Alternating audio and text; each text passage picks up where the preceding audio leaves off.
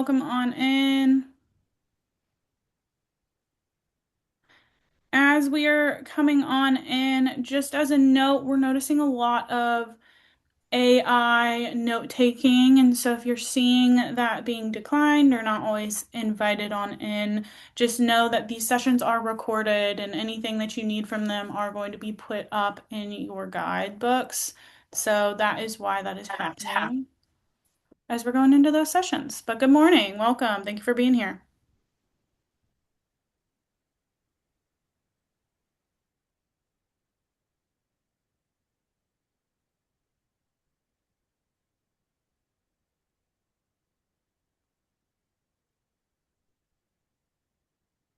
We'll get started in just a minute. Want to see if that participant list goes up anymore here. We got 29. See if we can get some more numbers there.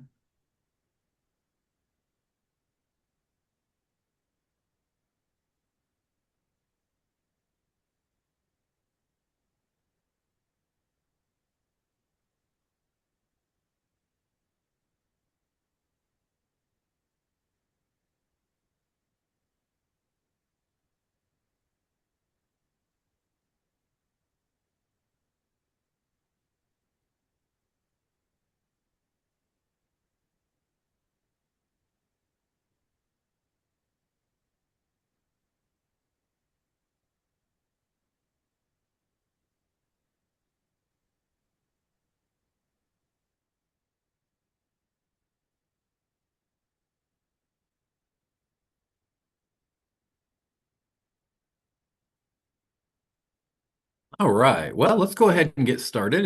It's two after. So maybe some folks will keep joining as we get started here. Thanks for joining. I hope everybody was able to make it out to the Illinois Workforce Summit last week. I know we saw some folks there for the Central Illinois kind of meet up there on Thursday, and it was good to meet everybody in person. Today we are joined by Jackie Gallo from Revolution Workshop, and she is the Senior Director of Programs over there.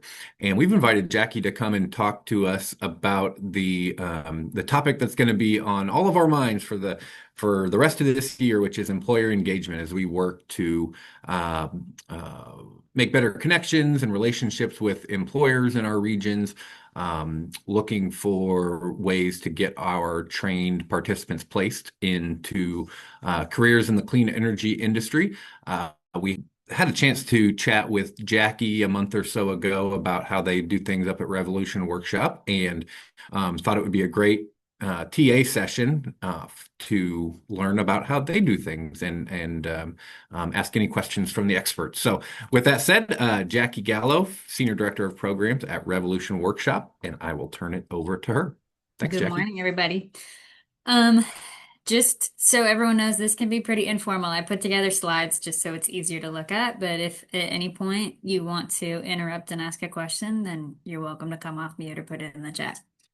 Um, so for anyone who doesn't know, Revolution Workshop is in Chicago. We're on the south and west side of Chicago. We started in 2018.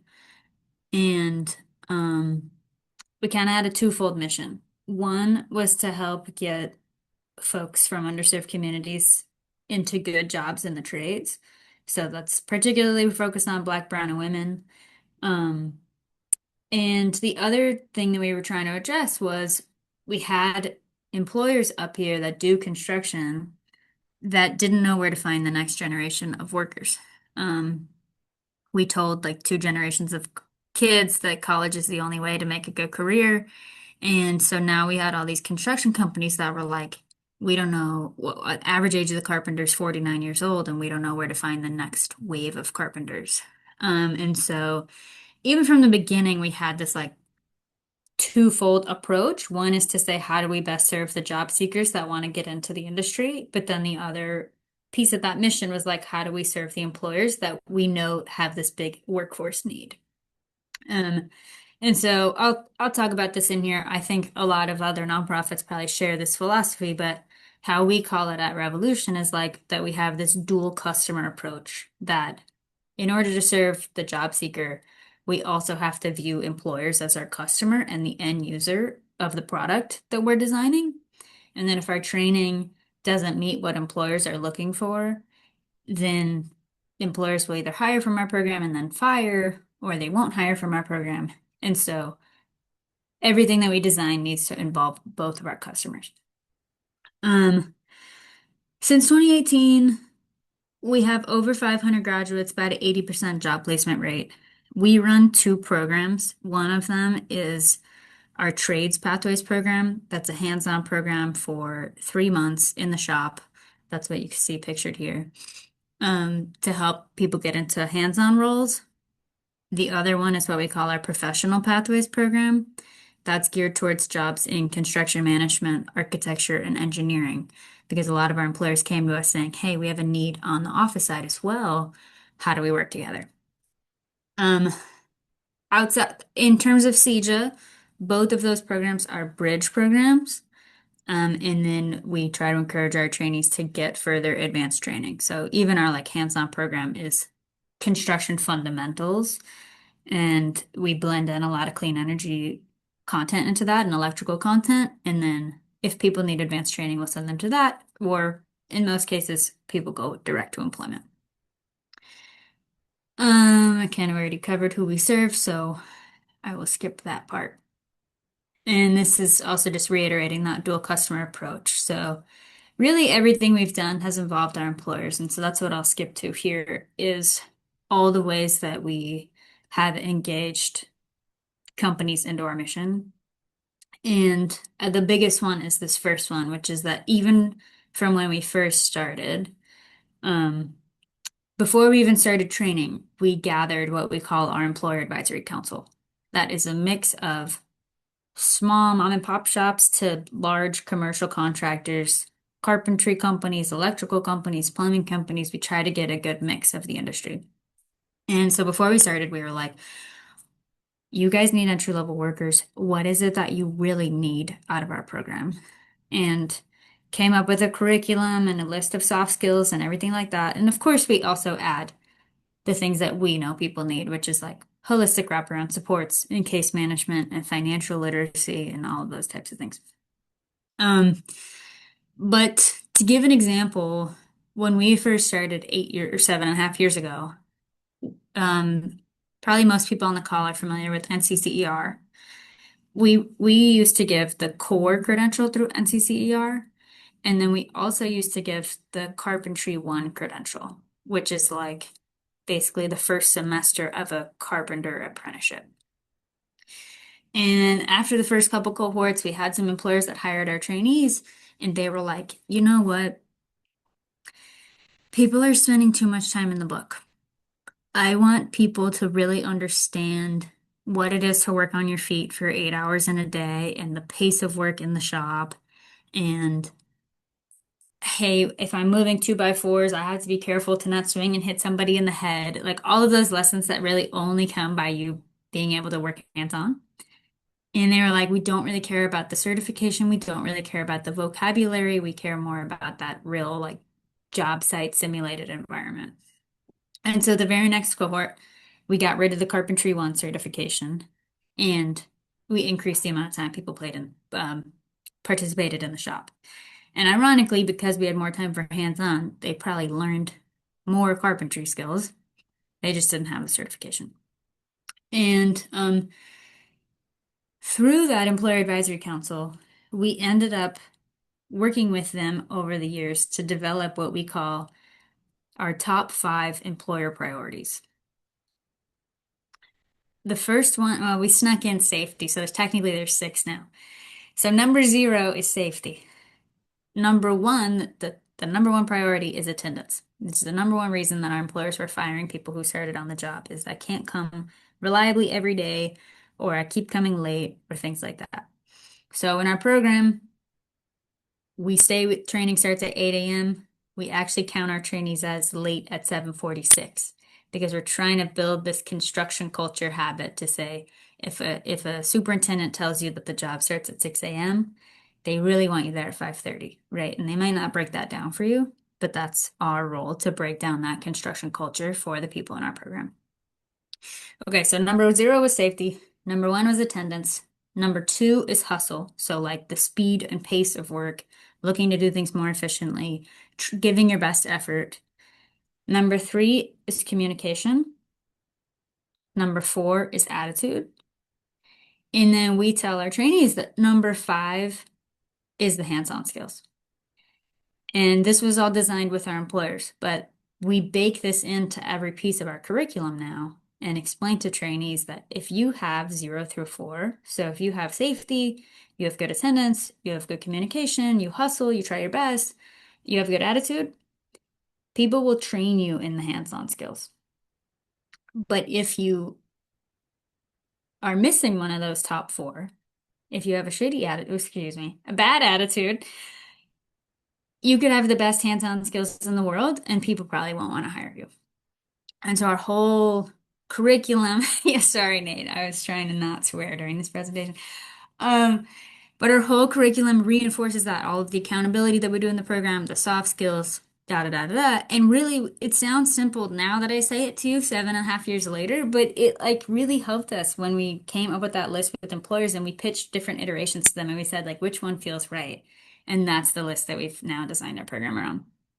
So few years later, when we went to create our professional pathways program, we went back to that employer advisory council and we're like, okay, what do you guys need on the professional pathway side? And how do we design that? And after every cohort, we get back with that council and we go, okay, who hired somebody? Where were the gaps in their skills? What do we need to do differently? Every time an employer comes into training, we're asking them for feedback after. So that council meets at least 4 times a year as a whole group. And then now that we've expanded our programming, we have 2 working groups of that council, one for our trades program, one for our professional pathways program, so that we can pitch more concrete curriculum ideas to them and that they can speak on the one that's like better suited to their experience. Obviously, our employers engage through hiring. They also often give us like post-hire updates, like I shared this feedback to say, hey, Jackie, I hired someone from your program. They weren't that comfortable with the tape measure. We got to strengthen like your assessments you're doing for tape measuring to make sure that everybody who graduates has that skill, things like that. We're always kind of reinventing our curriculum. They volunteer for our trainees, so they'll come in and teach a class. For our professional pathways program, we actually have our trainees do a job shadow day with employers because I think it's really hard to understand what a project engineer on a job site does unless you like see it with your own eyes. Because it's a lot of like coordination of different parts and you're in the field, but you're also in the office. And so we ask our trainees like, oh, well, do you think you want to be a project engineer? And they really don't have a sense of what that even means until you can kind of like get some hands on it and talk to people in the field and understand the nuances between these different roles and the different career pathways you can take. Every cohort, we have what we call mock interview day, where we'll have like about 12 to 15 different employer partners come into our program and do practice interviews with our trainees. Sometimes they become real interviews, right? We pitched this idea initially to say it's mock, it's practice, it's before our trainees start job searching. So 12-week program, our trainees start a job search around week 8 or 9. So ideally, they're going on interviews and actually starting work really shortly after they graduate. Because that gap after they graduate our program, we found to be like a really hard time where if there's a gap between graduation and employment, you often lose people. But at mock interview day, these employers come, they do practice interviews, and then they share feedback with the trainees to say whether it's how you dressed or how you answered questions, any feedback like that. And then it also gives trainees an opportunity to ask employers who are actually in the industry about their career pathways and advice that they might need going into it. It's not uncommon that after mock interview day, real interviews then get scheduled with a lot of the employers that were there. So when we do those practice interviews, we are always trying to think through the matches that would make sense to say, oh, I know DeAndre is really interested in plumbing and he has a car and this company does plumbing and requires a car. So let's get him a practice interview with them so we can kind of feel out if that might be a good fit. And then we partner with employers on a lot of events. I think the biggest thing to say here is we tell our employers, because sometimes people come to our program and go, oh, well, we want to donate money too. And we tell them, like, actually, way more valuable than you donating money is you engaging and being real partners in what we're building, which really means like come to our program, participate, and give us feedback and help make this better. If you saw our program 8 years ago and you saw it today, it looks completely different. And it's mostly because of employers who've really just like rolled up their sleeves and been like, hey, tweak this, let's do that different. Let's brainstorm right here. Um, and a few years ago, we actually ran our placement data and looked at where are our placements coming from. And we ended up also at the same time tiering our employer partners. So we were trying to define like, okay, our all-star employer partners participate in everything that you guys see on this list. They participate in the advisory council, they'll hire from us, they'll give us updates after they hire, they'll come to mock interviews, they'll introduce us to other peers in the industry.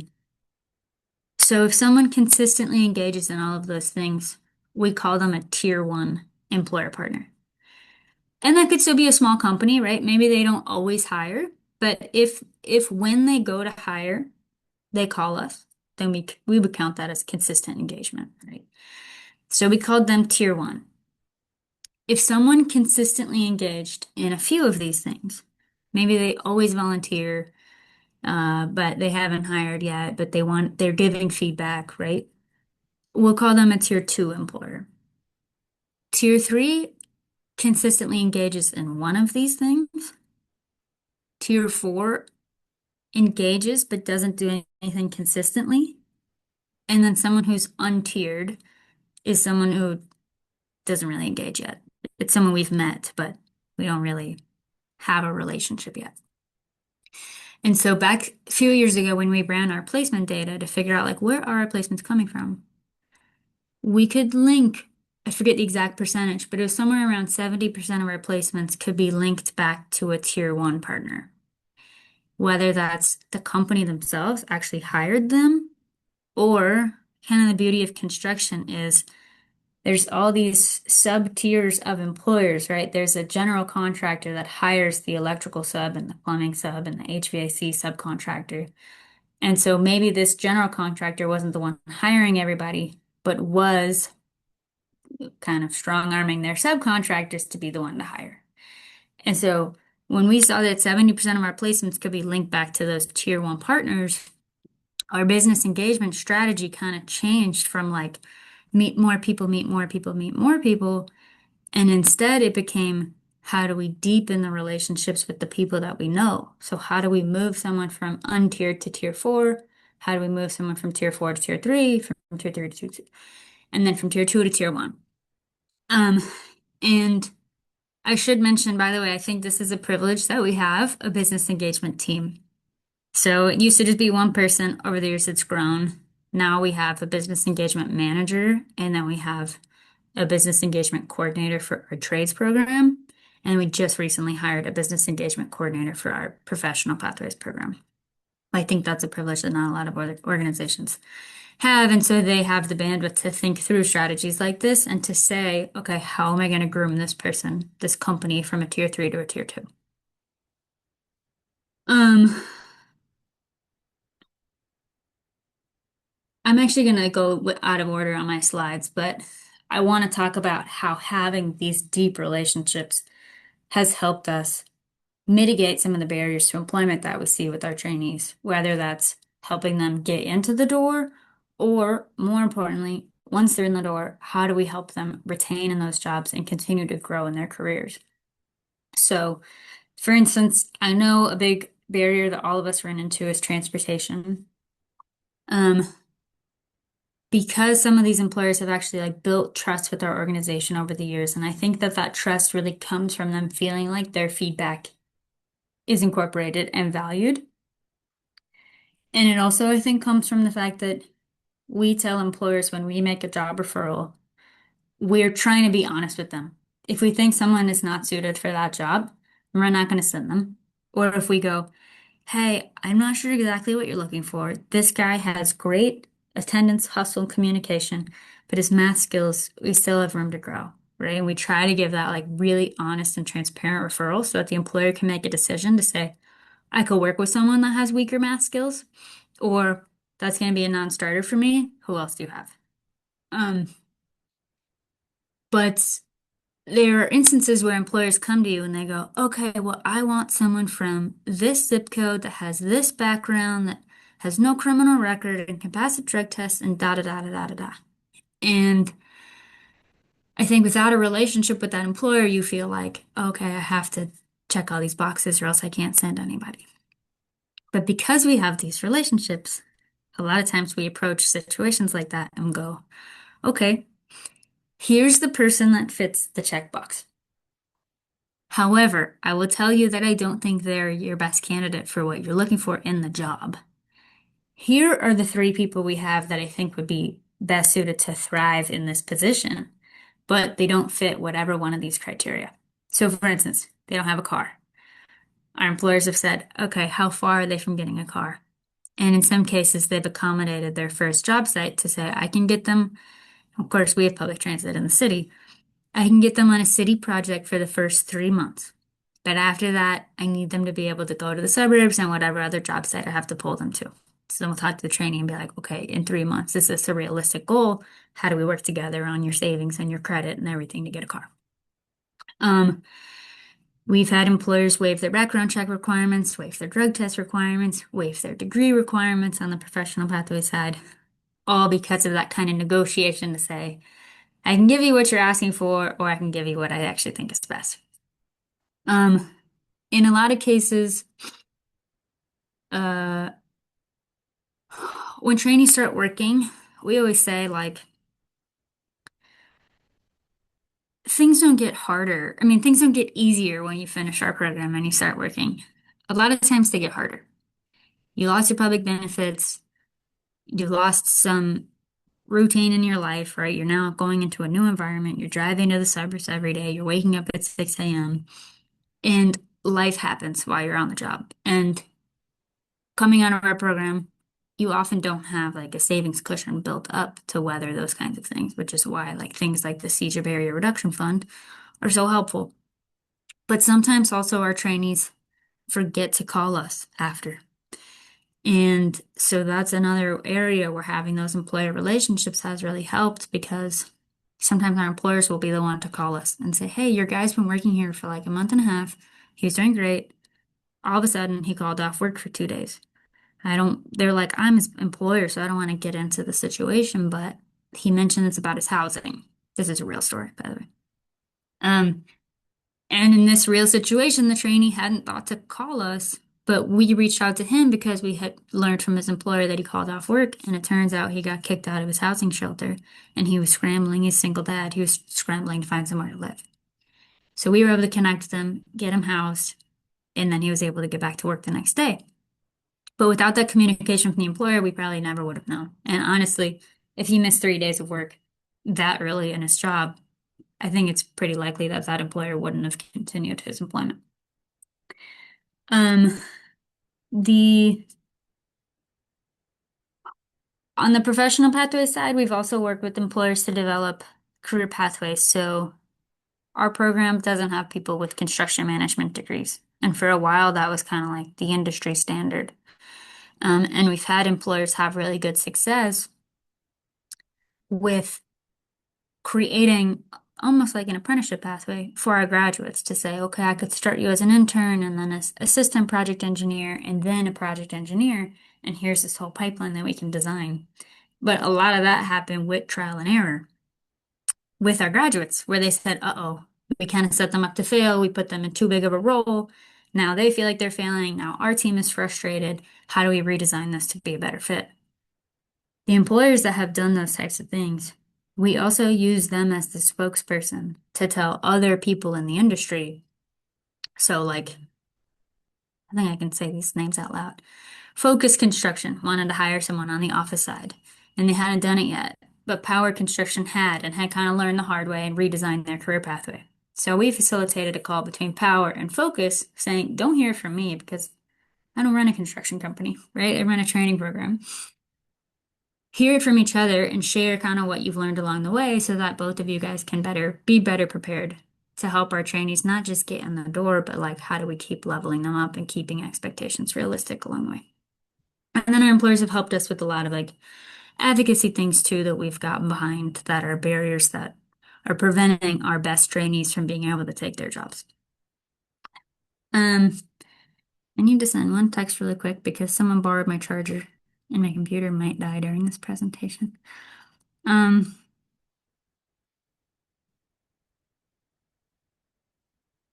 okay, the last slide I wanted to cover, and then I'm happy to take whatever questions are helpful, is how do we find our employer partners? So, we'll attend a lot of industry networking events, um, about 5 to 10 per month, just if you're trying to get a ballpark. We'll also attend a lot of construction specific meetings. So, like in Chicago, the Bally's Casino Project, the 1901 Project on the West Side, we attend a lot of those to be the voices to say, if you're going to build in these areas, how do we make sure that trainees out of programs like ours get access to the opportunity? We'll also reach out. Our trainees do often find jobs through Indeed or any other platform that might, people use. And so if we have a trainee get hired somewhere, we'll often try to cold call that company and say, hey, Sunrun, we don't really know you yet, but you've hired a couple of our trainees. We'd love to show you our program. And a lot of times, people taking a tour is kind of our first introductory step. Excuse me. But we will try to make that connection once they hire a trainee to try to deepen that relationship between us and them, especially if it's a good trainee. If it's not a good trainee, we might not make that call. Um, and then we'll sometimes cold call, but the most effective one is that we leverage our existing employer champions to introduce us to their partners, their peers, their subcontractors, kind of up the whole chain of like, hey, I'm either working with the developer, thank you, or I'm working with the general contractor, or I'm working with these subcontractors. So let me pause there because I just spoke like a mile a minute. Um, and I'll see if anyone has questions.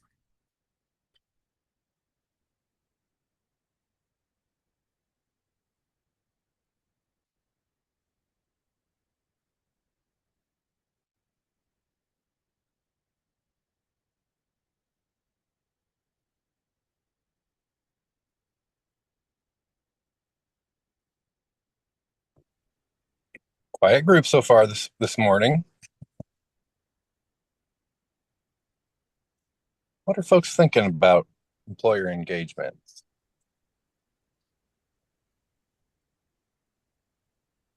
Feel free to come off mute and ask Jackie if you have any questions.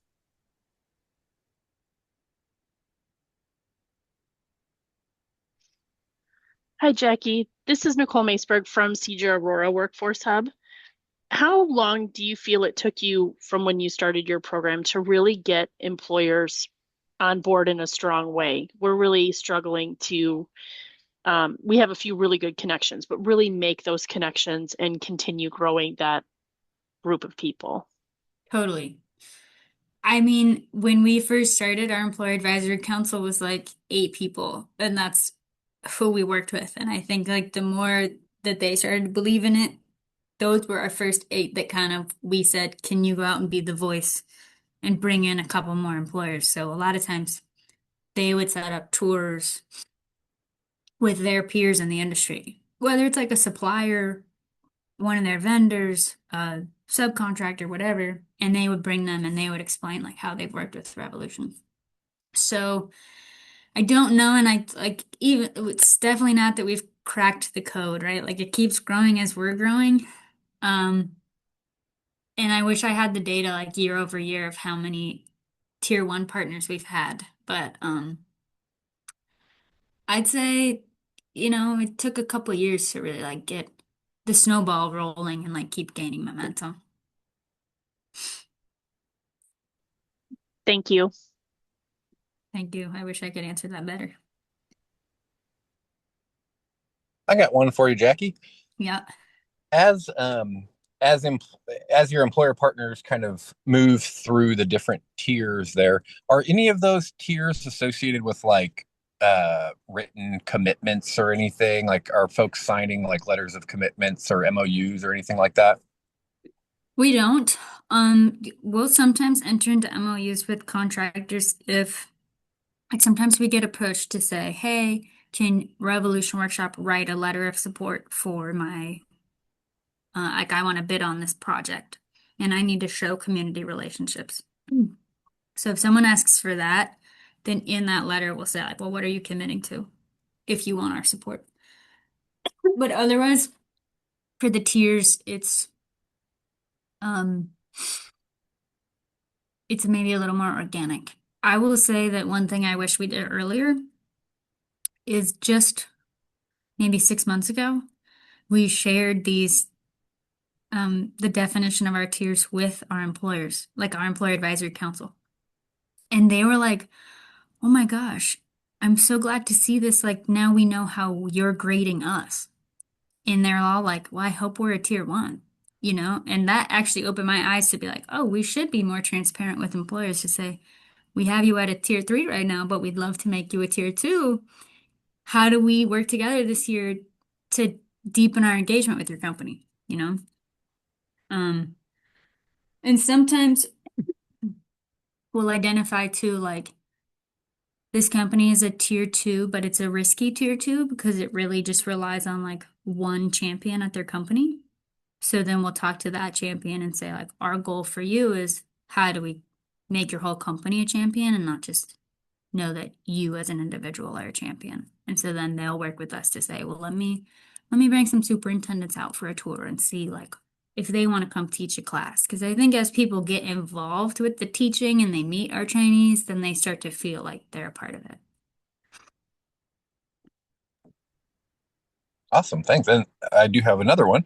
Um, I think one of the things that I've heard from some grantees is like trying to figure out, do we have enough employer partners on board here to ensure our trainees are getting placed. And I wonder if you could speak a little bit about, I don't even know quite what I'm asking, but like the timing around some of that matchmaking that you've got with the trainees and trying to get them placed somewhere. Like, is there a kind of a sweet spot in that where it's introducing them to the employers to say, they're going to be done with their training in 3 weeks or whatever it is, and they're going to have this credential? And yeah, when do those kind of conversations start for you? The matchmaking ones? Yeah. Okay, so because I'll speak a little bit about like tailoring our curriculum too, but the matchmaking ones really depends. Now that we have alumni, they can kind of happen all the time. I think as soon as we meet an employer, we try to get a sense of what makes a good entry level employee for them. So like we just met a company that does like they cut big sheets of acrylic and then they have to heat mold them into certain shapes. And so we're like, what skill sets do you guys need? And they're like, well, it takes a lot of precision measuring. So someone needs good ability to add and subtract fractions and like really strong comfort with the tape measure. So we add that to our notes for that employer. Um, but sometimes it's in like week 3 out of 12 that you really know, like, hey, this trainee is going to be an all-star.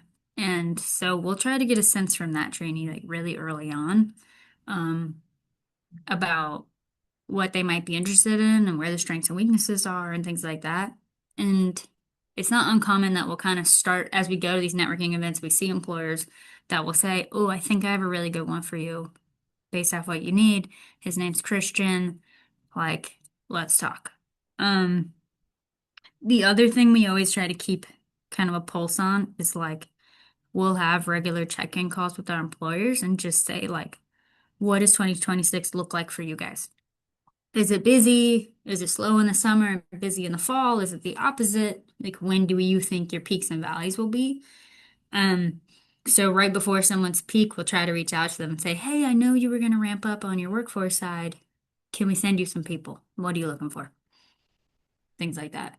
Um, and then in terms of tweaking the curriculum, and there might be a question in the chat kind of about this too. Um, or maybe not, I'll get to that one in a second. But I think as a bridge program, we're trying to stay as foundational as we can. And so sometimes employers will approach us and ask for us to teach like really niche hands-on skills. That's kind of like out of the scope of what we're designed to do. And that's where we'll share those employer priorities with a new employer and say, hey, what I can get you is someone who shows up every day on time, tries their best, has a good attitude, has a good comfort level with power tools and tape measure and all of that. But they don't have, they're still an entry level employee, right? They don't have these like advanced technical skills. Um, but in some cases, employers want a little bit of exposure to their specific trade. So, like, I'll give an example, but one time McHugh Construction wanted a concrete forms carpenter. So they're the ones that like take plywood and line them up so you can pour concrete into it. And then once the concrete sets, you take that plywood off and now it's set in that shape. And that's related skills to what we teach, but we don't actually teach how to use the concrete ties and everything like that. And so McHugh ended up saying, well, you know what? We'll come for 2 days. We'll bring our superintendent. We'll teach a group of your trainees and graduates how to do this, see if they're interested in it. And then also it gives McHugh a chance to kind of assess our trainees. So at the end of that 2 day workshop, they knew exactly which two they wanted to hire. Um, did that answer your question, Nate? Yeah, that was great. Thank you. And then I do see one in the chat here. Yeah, it says, how do you tailor your employer relations approach to different employers, knowing that each partnership can provide value in different ways? Ah,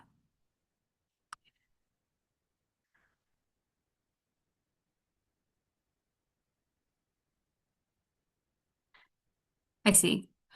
Man, I wish I had a way to crack this code. I think we've used a lot of different approaches, but the biggest one is probably like, how do you try to find the champion at that company rather than trying to convert someone from not a champion to a champion? So I know there's some quote in community organizing, but it's basically like enough people are already on your side that just aren't taking action. So how do you mobilize the people who already agree with you to act rather than how do you change the minds of some of the people that don't agree with you? And I think that's kind of our approach to employer relationships. Um, and then for people who we do need to kind of change their mind, I think the best method that we have of doing that is bringing them to the shop so they could see the training for themselves. Because I think pitching nonprofit programming to some kind of old school construction or, engineering folks can sometimes be like, they assume it's like different set of values. And I think when they come here and they see 20 trainees hustling around the shop and working together and using the power tools, and then they sit down at mock interview day and we tell them like, oh, mock interview day, it's just practice. So it's not a commitment for you to hire. Just come in and meet people. But once you meet a few people and you kind of fall in love with their story, you start to be like, maybe I would have an opportunity for that kid, you know? So I don't know. It's all kind of individualized. I will say, if it's an employer that we're really trying to get on board, we make sure the first referral we give them is like a home run. Or at least, obviously, you can't ever guarantee things. It's people, and sometimes you're wrong, but we try to say, like, okay, the first one we give you. And then after a couple, we can say, all right, I'm not so sure about this guy, but he has potential. You want to give him a chance. Let me reread this question, make sure I'm not missing anything. Oh, do we use incentives? We don't. I mean, we tell our employers about like on the job training, wage reimbursement, and work opportunity tax credit and things like that. That doesn't tend to really move the needle for us. And then I think your question about turnover, I spoke to a little bit earlier, but that's where when you find the champion, we're trying to say, how do you help us build more champions within your company so that if you left, the relationship with your company would still exist?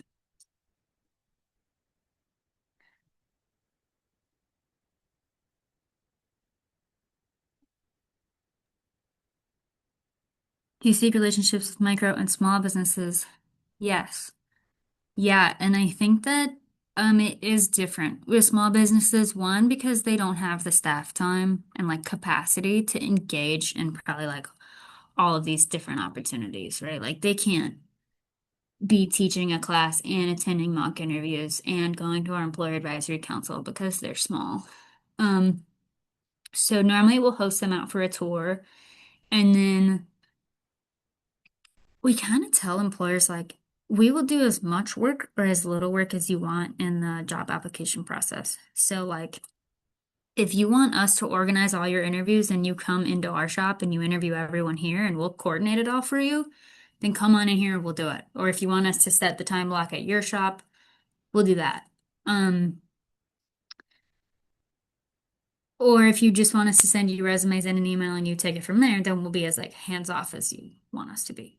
Um, I think for small businesses, we use that on the job training wage reimbursement a little bit more to say we know it's a burden for you as a small company to take this on and train somebody who doesn't have the experience. So here's how we can help you leverage programs like that. Um, and then the final thing I would say is like a lot of the small companies we work with, they have more inconsistent workflows. So they might put someone on a project for a couple weeks and then they'll be off again, and they'll be on again. So in some cases, they'll pay like 1099 contractor and we'll find someone who's just free for those 3 weeks. And we can often, they didn't mention, but we have a social enterprise where we actually run construction contracting projects and hire our alumni who aren't working to do those projects. So for a small business that has that inconsistent workflow, sometimes we will then hire that trainee when they're not working with the company so that the individual has enough stability of work to stay in the field. And then also the employer has someone they can keep calling. Hope that makes sense.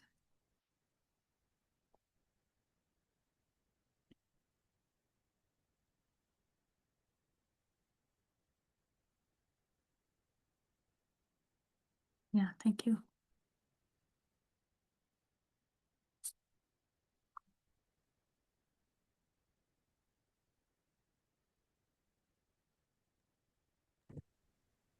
Hey Jackie, this Well, is Larry. I've got a quick question for you as oh yeah, well. yeah. So the kind of the tier relationship system, do you kind of use a similar kind of approach when working with unions and how much, how much success or have you had much success in working with unions? Totally. Kind of depends on the union. Mhm. So in general, about 20% of our job placements are union and 80% are non-union.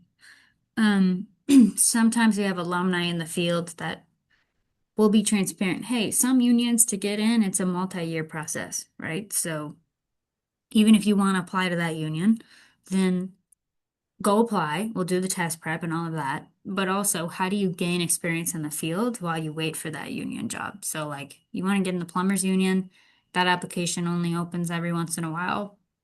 Let's look at non-union plumbing companies so you can get that industry experience. Um, I will be honest to say that the unions that have the most Revolution Workshop alumni are the unions where contractors have the ability to get people into the union. So, like the carpenters union, for instance, a contractor can sponsor somebody into that union and just tell the union, hey, I'll put this person on my job, count them as a union member. Mhm. And I think because we have pretty good relationships with some of the contractors and they meet our trainees, that they're willing to kind of like write that sponsorship in those cases. Um,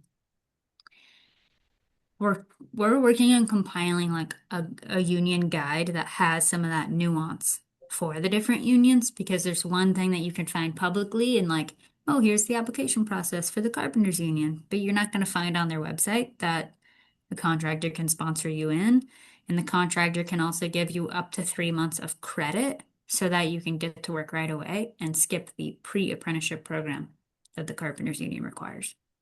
So I think as we've grown, one of the things we're realizing is like there's so much nuance to the unions. And some of our new staff like don't even know it. And so they're having a hard time then coaching our trainees and coaching our alumni on this whole process because it is very complicated. So we're working on compiling some like internal training resources to make sure that like this institutional knowledge that we've been able to piece together is it gets into a form that other people can digest. Other unions like the electrical union, a contractor can't sponsor you in, but you do get extra credit if you have a pay stub from a union electrical contractor, even if you worked in like a warehouse job with that electrical contractor. And so that's where we've kind of worked with like unions and companies over the years to understand how these different unions score people and how you get in, so that then we can work with Gertz Electric and say, hey, this person would be really great for the electrical union. Would you be willing to hire them as a driver? You get a sense of their work ethic. They have time to do test prep. And then once the union opens, they take their test. They get a letter of recommendation from Gertz that gives them extra points, increases their opportunity to get in. Does that answer your question, Larry? It does. It does. Thank you so much.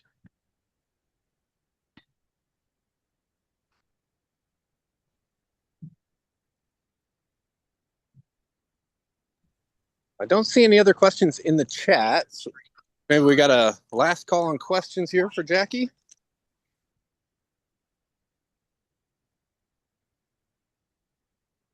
Yeah, and I should say, so one, here's my contact info. If anyone does want to connect, see the shop, like talk further. Obviously, again, like we have definitely not cracked the code, but I'm happy to share. But also, if anyone wants to collaborate on this union guide we're trying to build, we'd also be happy to do that because there is a lot of nuance and we don't know it all either. So like the more we can all crowdsource our knowledge together, I think the better we can prepare our people. So thank you for having me. Yeah, thanks, Jackie. Let's figure this whole employer ball of wax out together, and 100%. we're super glad you were able to join us and share some of these great tips. And so, yeah, until we meet again next time. And I last call for other questions too, folks. If you have questions on any other CEJA topics, feel free to come off mute and shout those out. Otherwise, we can.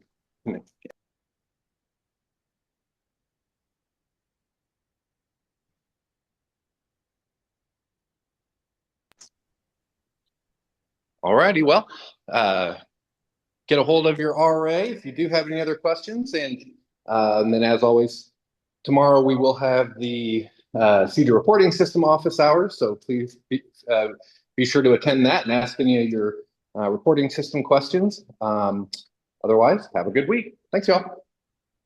Thanks, Jackie. Thank you, guys.